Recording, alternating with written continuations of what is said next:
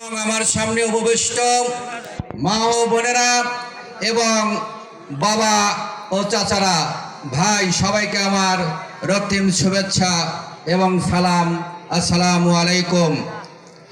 আসলে আমাদের রাষ্ট্রপতি জিয়াউর রহমান যখন এই বাংলাদেশের কেউ হাল ধরতে চায়নি, তার নিজের জীবন বিপন্ন হবে জেনেও সে চট্টগ্রাম কালুরঘাট থেকে সে আমাদের সকাল 10টায় আমাদের এই জিয়াউর রহমান স্বাধীনতার ঘোষণা করেছিলেন। তাকে মারার জন্য পাকিস্তানিরা বহু কল্পনা করেছিল, কে এই স্বাধীনতা ঘোষণা করলো। তার সহধর্মিণী মরহুম বেগম খালেদা জিয়া দেখেন আমাদের এই দেশে এই ওলামাদের কত সম্মান করেছেন। এই জামাতে ইসলামকে 2টি মন্ত্রণালয় দিয়েছিল, দেয়নি বন্ধুরা? 2টি মন্ত্রী দিয়েছিল।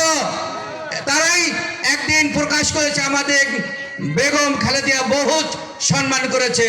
কিন্তু আমরা কি দেখতে পাচ্ছি এখন? তারা এত মিথ্যাচার করছে।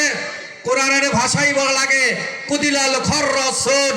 মিথ্যাবাদীকে আল্লাহ পছন্দ করেন না, মিথ্যাবাদীকে কেউ পছন্দ করেন না।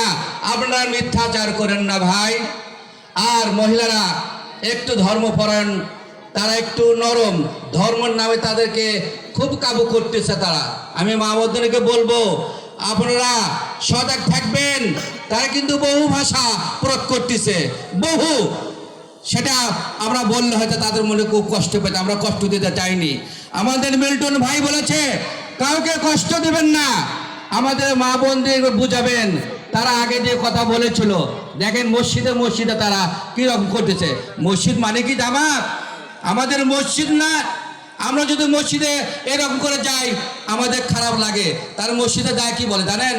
একটু ভাই ইসলামের কথা হবে, একটু বসেন তো। তারপরে তোমার দেখে একদিন আমি প্রথম এসার নামাজ পড়তেছিলাম, ভাই একটু বসেন, ভাই একটু বসেন। দেখি পোলা কমাক করে পোলা আনিচ্ছে, ভাই বসেন। দেখি কি ইসলামের কথা বলে। ও বাবা, একটু পরে কয় কি নাম লেগে লাগতো, জামাত ইসলামের নাম লেগে। আমি আবার প্রতিবাদ করলাম, এ ভাই মসজিদের ভেতর তো এগুলো আপনি করা ঠিক না। আপনারা নাম লিখবেন, ইয়ে করেন, ক্লাবের সামনে ক্লাব আছে ক্লাবে যান, স্কুলে আছে স্কুলে যান। এরকম আপনারা মসজিদ ভিত্তিক মসজিদের ভেতরে আপনারা এরকম আলোচনা করেন না ভাই। মতামত সবারই আছে, আমরা কোনোদিন মসজিদে কোনো যাই না। আমরা মসজিদের হক আমরা পালন করব। সর্বশেষে আমি আর কথা বাড়াবো না। 12 তারিখ নির্বাচন, আপনাদের মনে রাখতে হবে। তারিখ যে 19টি বছর পর চলে আসলো।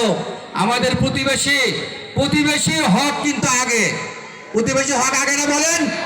আপনার বাড়ির কাছে যদি আপনি পোলা খান, আপনি প্রতিবেশীকে পোলার গন্ধ